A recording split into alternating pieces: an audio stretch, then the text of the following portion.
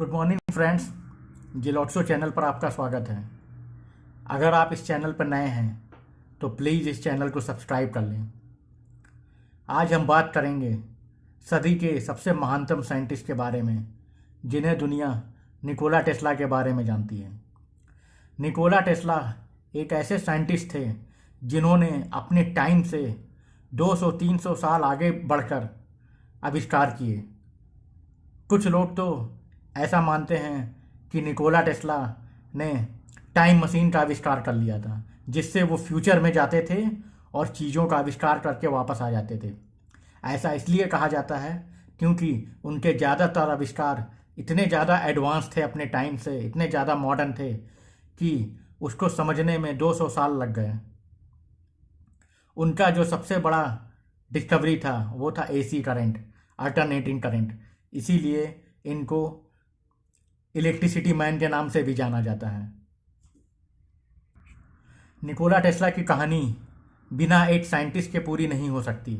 वो हैं हमारे great scientist Thomas Alva Edison. क्योंकि निकोला टेस्ला अपनी पूरी ज़िंदगी एडिसन के साथ ही कंपटीशन करते रहे। इन दोनों का डिस्कवरी वॉर पूरी ज़िंदगी भर चलता रहा और फाइनली निकोला टेस्ला उसमें सक्सेस हुए। आइए जानते हैं ये वॉर क्या था। जैसा कि हम जानते हैं 1850 के करीब एडिसन ने डायरेक्ट करंट डीसी करंट का आविष्कार किया था। उसके बाद एडिसन ने बल्ब का आविष्कार किया था। ये वो टाइम था जब निकोला टेस्ला कॉलेज में पढ़ रहे थे। कॉलेज में पढ़ते हुए निकोला टेस्ला के प्रोफेसर उनको करंट के बारे में पढ़ाते थे। तभी से निकोला टेस्ला को इलेक्ट्रिसिटी और करंट और एनर्जी में बहुत ज़्यादा इंटरेस्ट पैदा हो गया था। वो तरह तरह के सवाल अपने प्रोफेसर से पूछते थे। जब भी उनके प्रोफेसर डायरेक्ट करंट के बारे में पढ़ाते थे, निकोला टेस्ला हमेशा उसको ऑब्जेक्ट करते थे और ये बोलते थे कि डायरेक्ट करंट में कोई फ्यूचर नहीं है, क्योंकि डायरेक्ट करंट में वोल्टेज हमेशा कांस्टेंट रहता है। इसीलिए जब भी डायरेक्ट करंट को वन प्लेस से दूसरे प्लेस ट्रांसमिशन किया जाता है तो उसमें एनर्जी का लॉस बहुत ज़्यादा होता है। Almost 40-50% energy is lost in transmission. इसीलिए निकोला टेस्ला को कभी भी डायरेक्ट करंट पसंद नहीं आता था। इसीलिए कॉलेज में रहते हुए ही निकोला टेस्ला ने डायरेक्ट करंट के against AC current, alternating current का डिजाइन तैयार कर लिया था। उन्होंने अपने प्रोफेसर को भी वो डिजाइन दिखाया था, लेकिन उनके प्रोफेसर ने यह कहकर मना कर दिया कि एसी में कोई फ्यूचर नहीं है। इसके बाद उन्होंने बहुत सारे लोगों को ये दिखाने की कोशिश की, लेकिन किसी ने उनको नहीं समझा। फाइनली निकोला टेस्ला को एडिसन के पास जाना पड़ा, क्योंकि वो ऐसा सोचते थे कि अगर मैं ये अपना डिज़ाइन एडिसन को दिखाऊंगा तो शायद वो मुझे अपॉर्चुनिटी दें इसको बनाने के लिए। पढ़ाई पूरी करने के बाद, कॉलेज की पढ़ाई पूरी करने के बाद निकोला टेस्ला को कोई भी नौकरी नहीं मिली। वो बेरोजगार थे। इसीलिए फाइनली उनको अमेरिका जाकर एडिसन की कंपनी में काम करना पड़ा। आगे की कहानी जानने से पहले चलिए थोड़ा जानते हैं निकोला टेस्ला के बचपन के बारे में और उनकी फैमिली के बारे में।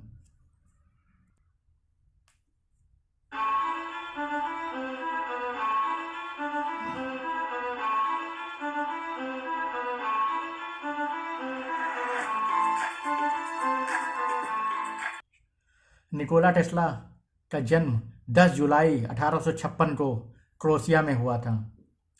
निकोला टेस्ला बचपन से ही बहुत ज़्यादा इंटेलिजेंट थे। कहा जाता है कि जब वो 10 साल के थे तब वो बहुत अच्छी तरह से 10 भाषाएं बोल सकते थे। स्कूल में भी उन्होंने अपने इंटेलिजेंस के बहुत सारे कीर्तिमान बनाए थे। जैसे कि वो ये माना जाता है कि वो पूरी पूरी बिग बुक को अपनी मेमोरी में मेमोराइज कर सकते थे। कई बार तो वो क्वेश्चन के इतने परफेक्ट आंसर देते थे कि उनके टीचर्स को लगता था कि उन्होंने कॉपी किया है। इसके बाद बड़े होकर आफ्टर स्कूलिंग वो कॉलेज में इंजीनियरिंग पढ़ने गए, पॉलिटेक्निक में। वहाँ भी उन्होंने बहुत अच्छे नंबरों से पास किया। टेस्ला अपने प्रोफेसर से हमेशा ही ज़्यादा से ज़्यादा क्वेश्चन पूछते थे, क्योंकि टेस्ला का माइंड अपने टाइम से इतना ज़्यादा आगे था कि वो हर चीज़ को उसमें कमियां निकाल लेते थे, जैसे कि डीसी मोटर, डीसी करंट और भी जितनी भी तरह की एनर्जी हैं, वो उसमें कुछ ना कुछ कमियां ढूंढ के हमेशा अपने प्रोफेसर से फ्यूचर के क्वेश्चन पूछते थे। इसीलिए कई बार प्रोफेसर उनको क्लास से निकाल देते थे। कहा जाता है कि जब टीचर उनको पहली बार डायरेक्ट करंट के बारे में पढ़ा रहे थे, तो इन्होंने क्वेश्चन किया कि डायरेक्ट करंट का कोई भी फ्यूचर नहीं है। तो प्रोफेसर ने इनसे पूछा, तुम्हारे पास इसका ऑप्शन क्या है? तो टेस्ला ने आंसर दिया कि मैंने ऑलरेडी डिज़ाइन तैयार कर लिया है, डायरेक्ट करंट का कोई फ्यूचर नहीं है, फ्यूचर एसी में है, अल्टरनेटिंग करंट में, और मैं इसका आविष्कार करूँगा। इन्होंने अपने टीचर को वो दिखाया, लेकिन प्रोफेसर को वो समझ में नहीं आया, क्योंकि वो अपने टाइम से बहुत ज़्यादा आगे था। ये वही टाइम है जब वो फाइनल ईयर में पढ़ाई कर रहे थे और साथ में बहुत सारे आविष्कारों के डिज़ाइन भी बना रहे थे। पढ़ाई पूरी करने के बाद इनको कोई नौकरी नहीं मिली। इन्होंने अपना डिज़ाइन बहुत सारे लोगों को दिखाया, बहुत सारे टीचर और प्रोफेसर को दिखाया, लेकिन कोई भी उससे सेटिस्फाइड नहीं हुआ। फाइनली टेस्ला के कॉलेज में एक प्रोफेसर थे जो पहले एडिसन के साथ काम कर चुके थे और एडिसन को जानते थे।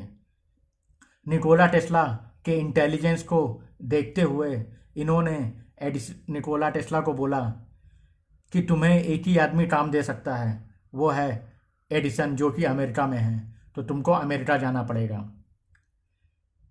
लेकिन बिना किसी रिकमेंडेशन लेटर के वो कैसे एडिसन को बात करेंगे? इसीलिए प्रोफेसर ने इनको एक लेटर दिया और बोला, इसको खोलना मत, इसको सीधे एडिसन को जाके देना।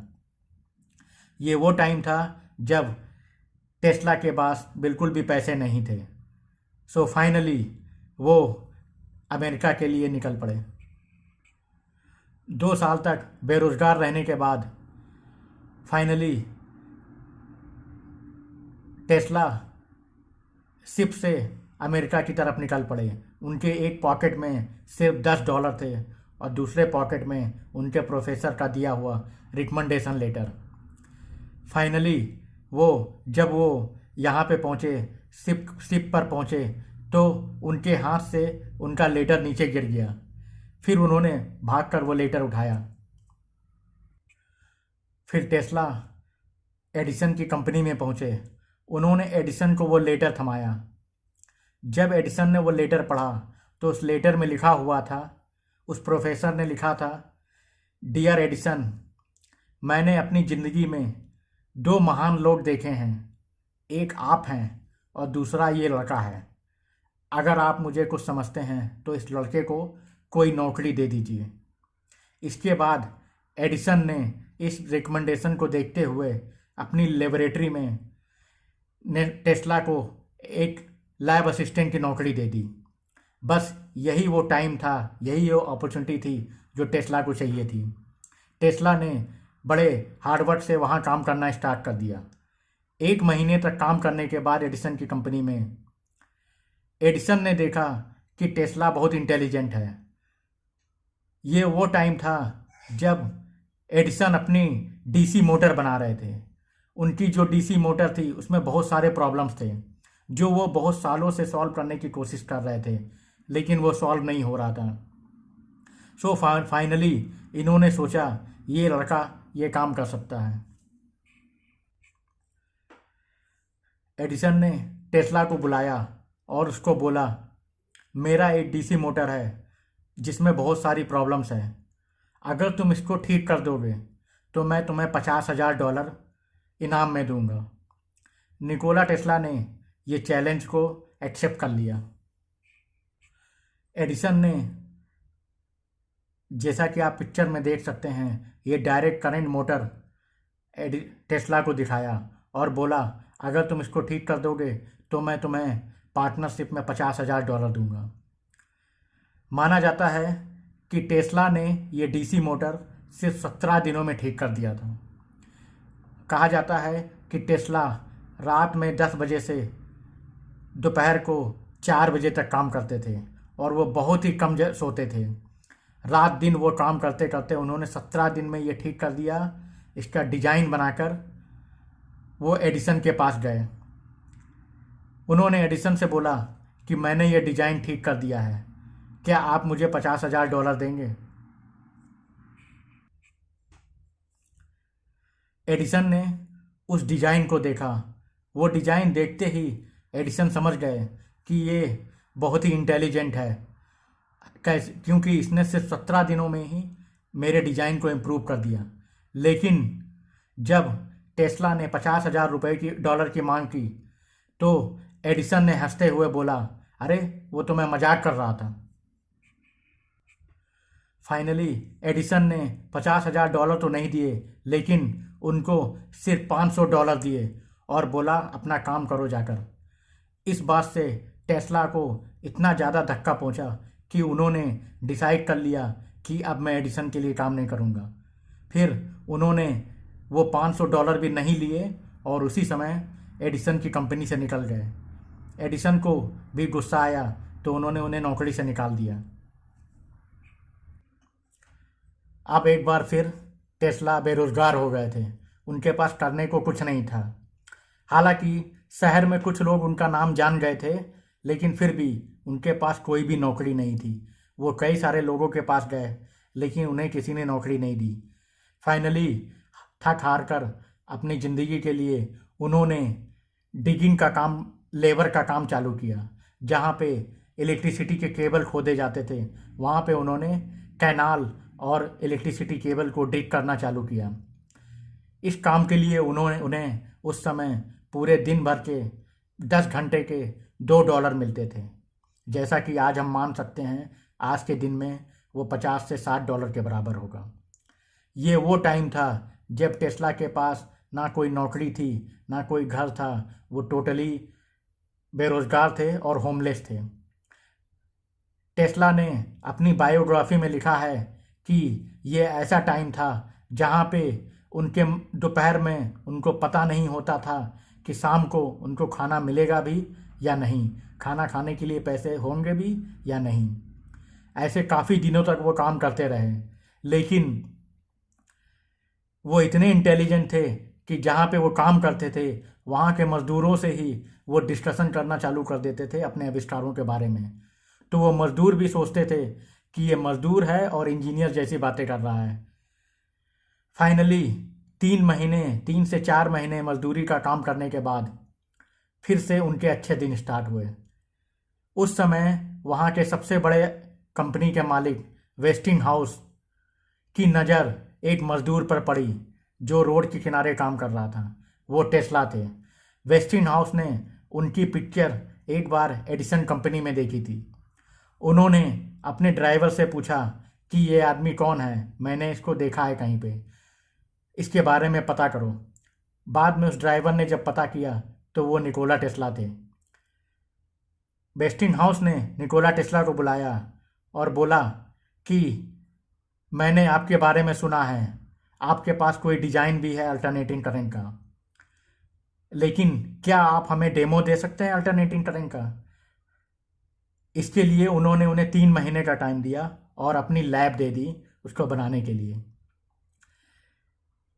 टेस्ला ने उस लैब में 3 महीने तक काम किया और फिर वेस्टिंग हाउस के इन्वेस्टर को उन्होंने एक डेमो करके दिखाया। उस डेमो में उन्होंने अल्टरनेटिंग करंट को दिखाया कि कैसे बिना एनर्जी लूज किए हम पावर को यहाँ से वहाँ ट्रांसफ़र कर सकते हैं। उनके डेमो से खुश होकर वेस्टिंग हाउस इन्वेस्टर ने उनको फंड देना स्टार्ट कर दिया। उन्होंने उन्हें एक छोटी सी लैब दी और उन्हें बोला कि आप 2 साल में एसी करंट का मोटर बनाकर दिखाइए। अब ये टाइम था जब उनका अच्छा टाइम स्टार्ट हो गया था और उनको वेस्टिंग हाउस कंपनी में, इलेक्ट्रिकल कंपनी में नौकरी मिल गई थी। सो फाइनली टेस्ला को एक प्लेटफॉर्म मिल गया था अपनी डिस्कवरी करने के लिए। उन्होंने यहाँ अपना काम स्टार्ट कर दिया। टेस्ला ने अपने डिज़ाइन बनाए और उन पर काम करते रहे। 1 साल के बाद उन्होंने अल्टरनेटिंग करंट का मोटर बनाया और उसको पेटेंट ऑफिस में भेजा। पेटेंट करने के लिए। उन्होंने इन्वेस्टर को बहुत सारे डिमॉन्स्ट्रेशन भी दिखाए, जिससे कि उनके इन्वेस्टर बहुत खुश हुए और उनको बहुत सारा फंड मिल गया एसी बनाने के लिए, एसी करंट, एसी मोटर बनाने के लिए।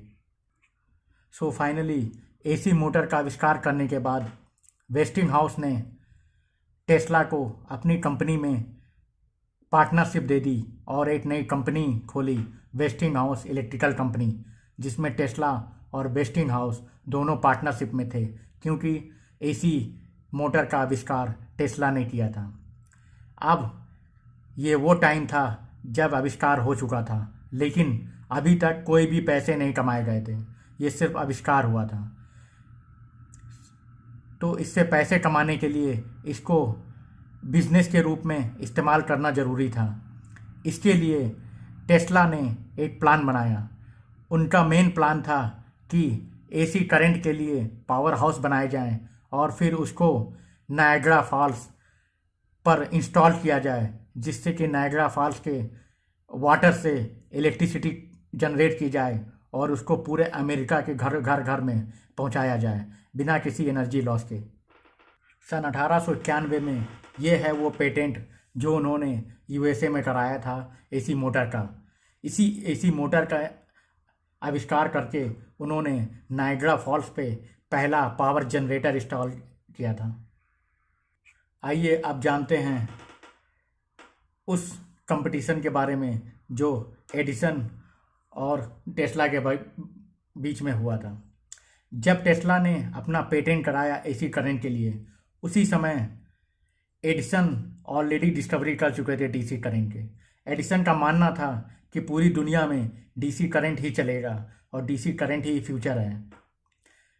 वो ये भी कहते थे कि एसी करंट बहुत डेंजर है, उसका इस्तेमाल घरों में नहीं किया जा सकता, क्योंकि एसी करंट में वोल्टेज बहुत ज़्यादा होता है।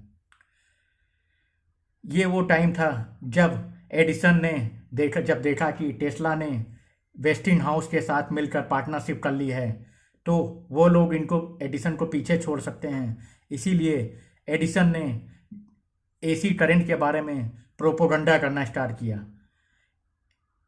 क्योंकि उस समय एडिसन सबसे बड़े साइंटिस्ट थे अमेरिका के। इसीलिए लोग एडिसन को ज़्यादा ट्रस्ट करते थे। जो भी एडिसन बोलते थे लोग उस पर ज़्यादा विश्वास करते थे, क्योंकि एडिसन जान चुके थे कि एसी करंट बहुत अच्छा है और उसको आविष्कार कर लिया टेस्ला ने। तो अब उनके पास एक तरीका था कि किसी तरह एसी करंट को बदनाम किया जाए, उसके बारे में र्यूमर्स फैलाए जाएं, ताकि लोग उसको इस्तेमाल ना करें। एडिसन ने ये प्रूव करने के लिए कि एसी बहुत डेंजरस है, उसने सबसे पहले गवर्नमेंट को बोला कि एसी करंट को इस्तेमाल आप डेथ सेंटेंस, वो कैदी जिनको डेथ पेनाल्टी मिला है, उन पर एसी करंट का इस्तेमाल करें। तो पहली बार जिस कैदी पर एसी करंट का इस्तेमाल किया गया था जेल में, उसको मौत की सज़ा दी गई थी एसी करंट का इस्तेमाल करके। उस एसी करंट को जब उस डेथ पेनाल्टी वाले कैदी पर डाला गया तो उसकी तड़प तड़प कर मौत हुई। वो आधा घंटा तड़पा कम से कम। ये देखकर लोगों के मन में एसी करंट के खिलाफ डेंजर पैदा होने लगा। लोग ये सोचने लगे कि एसी करंट बहुत डेंजर है, अगर इसको शहर के रोडों पर इस्तेमाल किया गया तो लोगों की मौत हो सकती है। इसी तरह कई तरह के प्रोपोगंडा एडिसन ने स्टार्ट किया। इवन यहाँ तक कहा जाता है कि एडिसन ने घोड़े हाथियों को एसी करंट से मारना स्टार्ट किया और लोगों को ये दिखाया, न्यूज़पेपर में छपवाया कि कैसे एसी करंट से हाथी की मौत भी 5 मिनट में हो सकती है। ये सब दिखाकर उसने प्रोपोगंडा स्टार्ट किया और पूरी दुनिया को ये कन्विंस करने की कोशिश की कि एसी का कोई फ्यूचर नहीं है। अगर एसी को घरों में भेजा गया तो उससे लोगों की दर्दनाक मौत हो सकती है, क्योंकि एसी में वोल्टेज बहुत ज़्यादा होता है। अब यही एक प्रॉब्लम थी जो टेस्ला को ओवरकम करनी थी, क्योंकि डीसी में वोल्टेज कम था, एसी में वोल्टेज बहुत ज़्यादा था। तो इस वजह से लोग बहुत ज़्यादा घबरा रहे थे एसी को यूज़ करने से। लोगों की इस घबराहट को देखकर वेस्टिंग हाउस इलेक्ट्रिक कंपनी ने टेस्ला को बोला कि आपको अपना एसी मोटर इम्प्रूव करना होगा। जब हम एसी करंट को एक प्लेस से दूसरे प्लेस ट्रांसफ़र करेंगे तो ऐसा कुछ कीजिए कि उसका वोल्टेज कम से कम हो, ताकि लोगों के मन में उसका डर ना हो।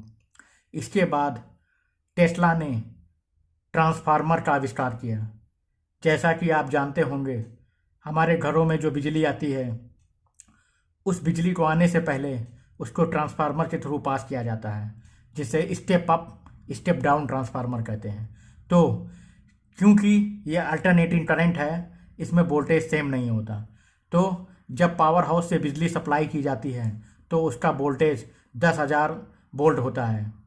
उसको स्टेप डाउन ट्रांसफार्मर में डाला जाता है, जिससे उसका वोल्टेज 10,000 से 100 वोल्ट हो जाता है। फिर जब घरों में भेजने से पहले उसको स्टेप अप ट्रांसफार्मर में डाला जाता है, जिससे कि दोबारा 100 वोल्ट फिर से 10,000 वोल्ट हो जाता है।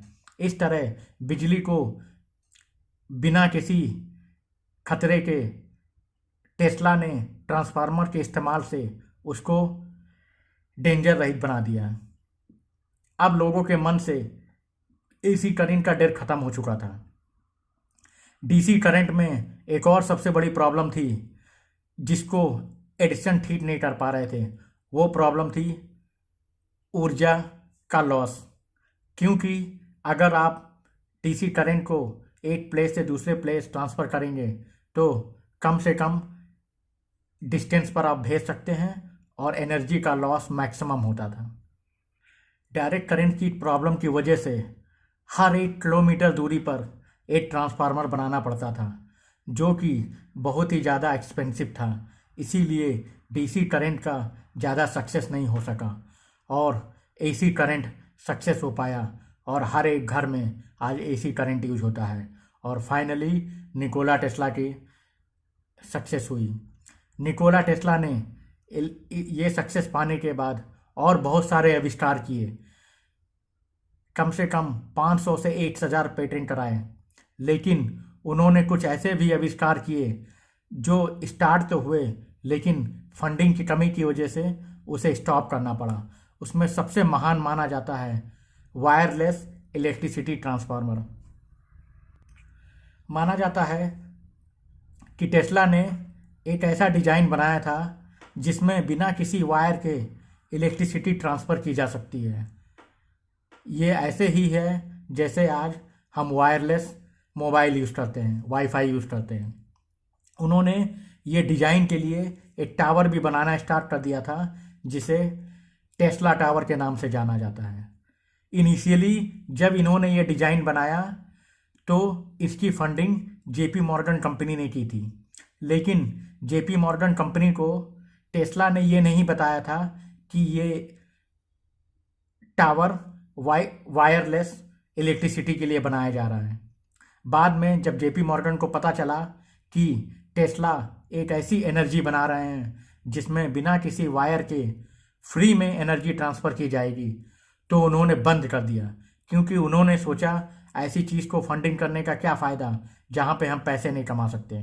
तो टेस्ला की एक और विशेषता थी कि वो सबको बिना किसी वायर के वायरलेस फ्री एनर्जी प्रोवाइड करना चाहते थे, बिना किसी पावर हाउस के। ये एक ऐसी सोच थी जो आज तक भी सक्सेस नहीं हुई है, लेकिन माना जाता है कि उनके पास ये डिज़ाइन था, लेकिन उस समय के बिजनेसमैन जो इलेक्ट्रिसिटी से पैसा कमाना चाहते थे, उन्होंने किसी तरह इसको गायब कर दिया है। इवन आज तक माना जा वो टावर अभी तक है, और इसकी फंडिंग के बाद टेस्ला के पास पूरे पैसे ख़त्म हो गए थे, इसीलिए ये प्रोजेक्ट ख़त्म हो गया था। लेकिन फिर भी टेस्ला ने तब तक एसी करंट का यूज़ करके अमेरिका के हर एक घर में इलेक्ट्रिसिटी पहुंचा दी थी। इसकी वजह से पूरी दुनिया के लोग उन्हें मानने लगे और ग्रेट साइंटिस्ट के रूप में जानने लगे। उन्होंने नायग्रा फॉल पर पहला एसी मोटर जनरेटर इंस्टॉल किया था, जहां पर वाटर से बिजली बनाई जाती थी, और बहुत दूरी तक 500 किलोमीटर तक बिना एनर्जी लॉस के वायर के थ्रू हर एक घर में इलेक्ट्रिसिटी पहुंचाई गई। अब तक टेस्ला पूरी दुनिया में फेमस हो चुके थे और उनका बड़े बड़े दुनिया के बड़े बड़े बिजनेसमैनों के साथ उठना बैठना स्टार्ट हो गया था। लेकिन उसके बाद एक ऐसा समय भी आया जब टेस्ला को फंडिंग बंद हो गई और उनके पास पैसे नहीं बचे। एक समय ऐसा भी था कि जब इलेक्ट्रिसिटी की वजह से वेस्टिंगहाउस लॉस में जाने लगा, क्योंकि उसका कमर्शियलाइजेशन ज़्यादा नहीं हो सका था। हम उस टाइम की बात कर रहे हैं जब इलेक्ट्रिसिटी को वो बहुत ही कम जगह पहुंचा पाए थे। उस इलेक्ट्रिसिटी उसकी वजह से वेस्टिंगहाउस कंपनी टोटली लॉस में जाने लगी और उनके पास टेस्ला को देने के लिए रॉयल्टी नहीं बची थी। तो उन्होंने टेस्ला को रिक्वेस्ट किया कि आप अपनी रॉयल्टी लेना बंद कर दें, जो कि उस समय मिलियंस ऑफ डॉलर में थी। टेस्ला क्योंकि इतने बड़े वैज्ञानिक थे और वो वेस्टिंगहाउस कंपनी को बैंकक्रप्ट नहीं करने देना चाहते थे, इसीलिए उन्होंने अपनी सैलरी और रॉयल्टी लेना बंद कर दिया, जिससे कि उनके धीरे धीरे उनके पास पैसे ख़त्म होने लगे और एक ऐसा समय भी आया जब उनके पास बिल्कुल भी पैसे नहीं बचे थे। उन्होंने अपना आखिरी समय एक न्यूयॉर्क के एक होटल में बिताया। कहा जाता है कि लास्ट के 5 साल उन्होंने बहुत ही तंगी और गरीबी में बिताए और फाइनली उनकी डेथ भी उसी न्यूयॉर्क होटल में हो गई थी। उनके मरने के बाद भी उनको बहुत सारे आविष्कारों को पेटेंट किया गया। वो दुनिया के एक महानतम साइंटिस्ट थे जिन्हें आज भी दुनिया आइंस्टीन और न्यूटन के बाद सबसे बड़ा साइंटिस्ट मानती है। अगर आपको ये वीडियो अच्छा लगा तो कृपया कमेंट में सेक्शन में लिखें। अगर आप कोई नया वीडियो भी चाहते हैं तो कमेंट सेक्शन में आप बोल सकते हैं। Thank you.